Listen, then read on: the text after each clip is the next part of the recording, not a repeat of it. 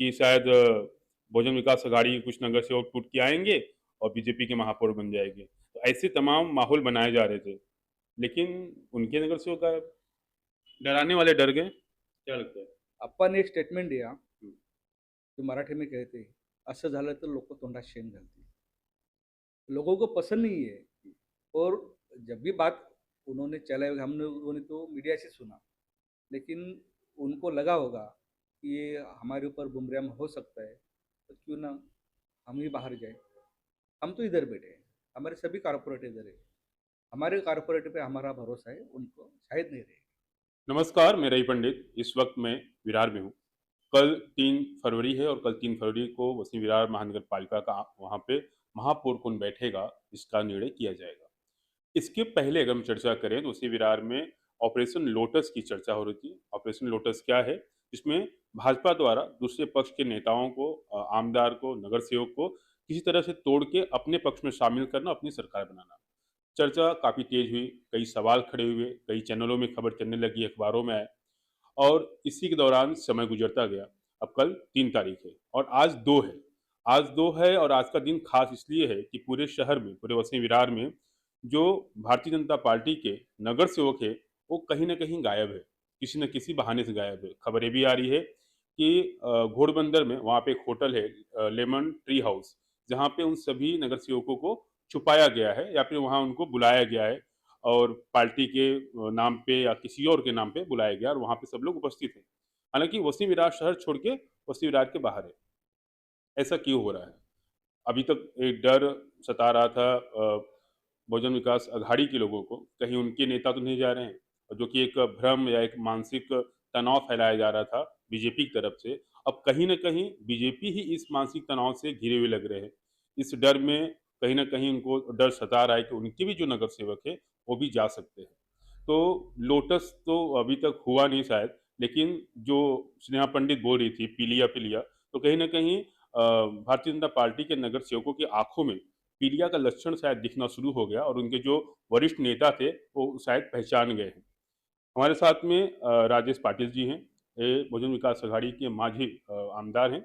Sir, क्या कहेंगे, आज पूरे शहर से भारतीय जनता पार्टी के 9 चुनाव में जीते हैं और सभी के सभी नगर सेवक गायब है। पार्टी पे गए हैं या नमस्ते। घूमने गए हैं या छुपाए गए हैं, क्या लगता है आपको? ये उनका खुद का निर्णय पार्टी का, लेकिन मुझे ऐसा लगता है कि उनके नगर सेवकों के ऊपर उनका भरोसा नहीं है, क्योंकि काफ़ी उसमें जो चुन के आए वो मूल स्वरूप से बहुजन विकास आघाड़ी के हैं। तो शायद उनको ऐसा कोई लग रहा होगा कि अपने पार्टी में जा सकते हैं, या उनको उनके ऊपर कुछ मन परिवर्तन होगा, शायद लेके गए होंगे। उनका डिसीजन है, लेकिन वो नहीं जाना चाहिए। खबरें बताई जा रही थी, कई लोग कमेंट कर रहे थे, कई लोग पोस्ट कर रहे थे कि खेला होगा या कुछ बदलाव होगा, कि शायद बहुजन विकास अघाड़ी के कुछ नगर सेवक टूट के आएंगे और बीजेपी के महापौर बन जाएंगे। तो ऐसे तमाम माहौल बनाए जा रहे थे, लेकिन उनके नगर सेवक डराने वाले डर गए। क्या लगता है? आपण एक स्टेटमेंट दिया हम्म, जो मराठी में कहते असं झालं तर लोक तोंडात शेण घालतील। लोगों को पसंद नहीं है।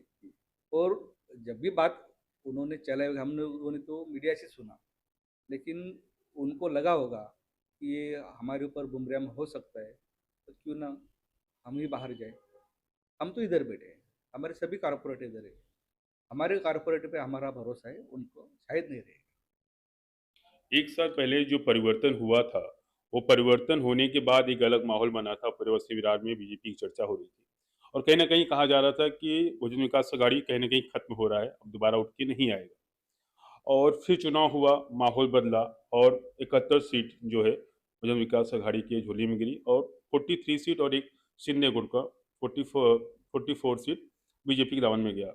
अब एक तरफ जहाँ पे बहुजन विकास अघाड़ी उत्सव मना रही थी, वहीं दूसरी तरफ बीजेपी ने भी उत्सव मनाया। उन्होंने पोस्ट किया, उस पर लिखा कि हम 1 से 43 तक आ गए और ये 100 से नीचे आ गए।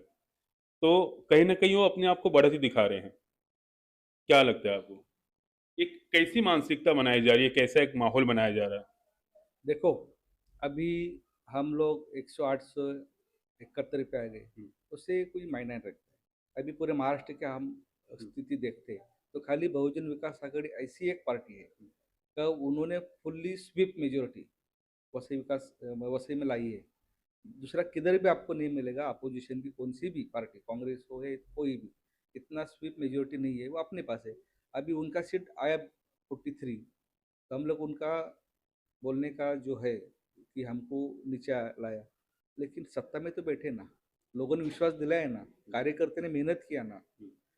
सत्ता के आगे अगर पूरा तरह से वो लोगों ने अपना मिशन एक यूज किया, पूरा सत्ता का उपयोग किया बहुजन को हराने के लिए, लेकिन बहुजन के कार्यकर्ता इतने मजबूत थे और हमारी जब यहाँ की जनता हमारे साथ खड़े रही तो वो हमको नहीं हरा पाई हो।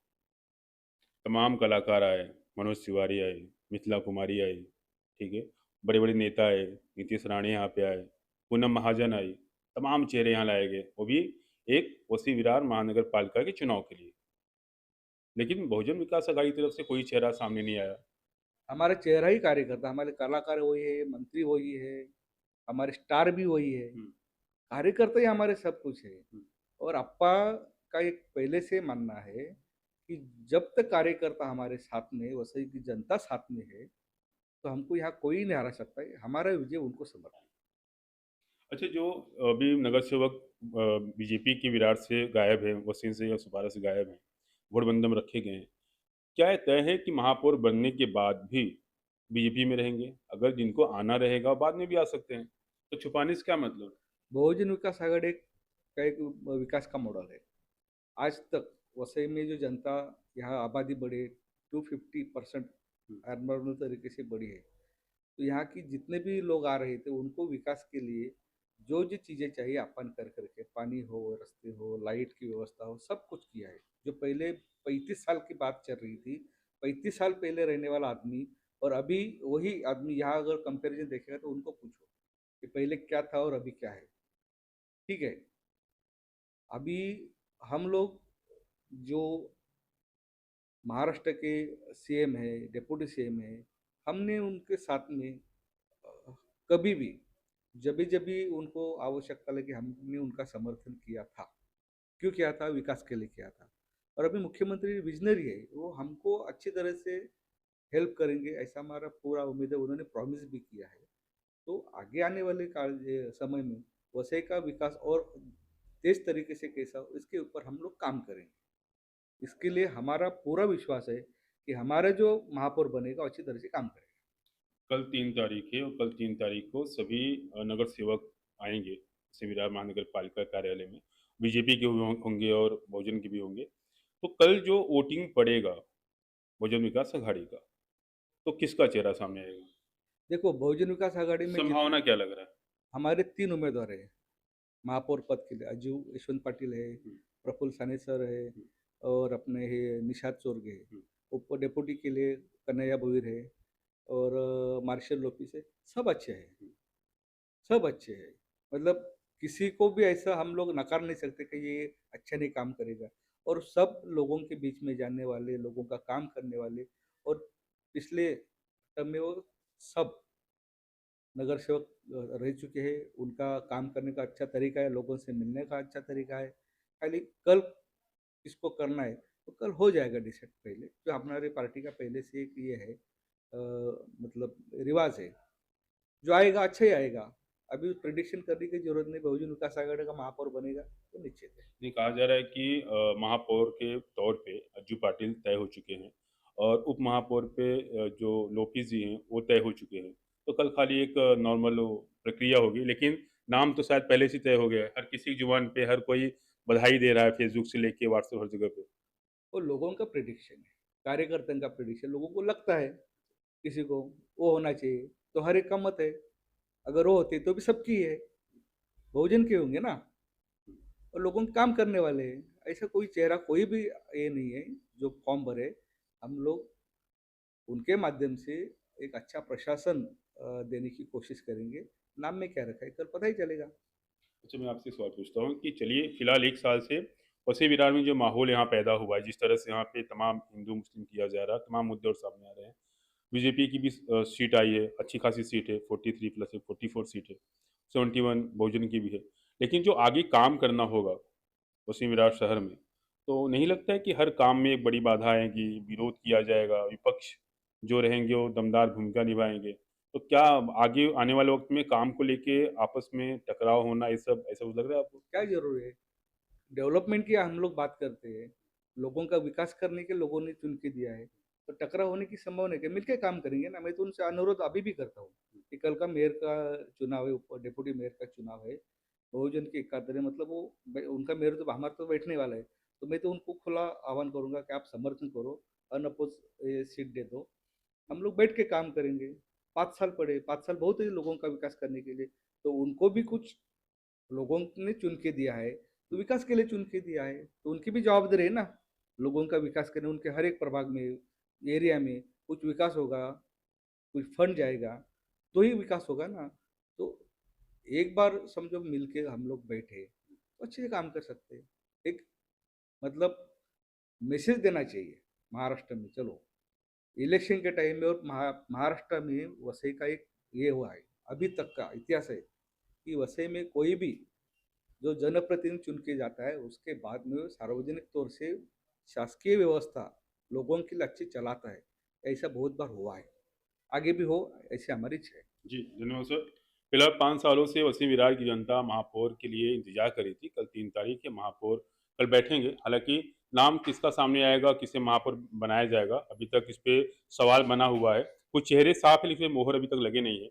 और वहीं पे बीजेपी अपने सभी नगर सेवकों को लेके वसीम विरार शहर से लापता है। बताया जा रहा है कि वो घोड़बंदर में किसी होटल में हैं और किस कारण गए हैं, वो भी अभी तक साफ नहीं हो पा रहा है, क्योंकि शहर में नहीं है।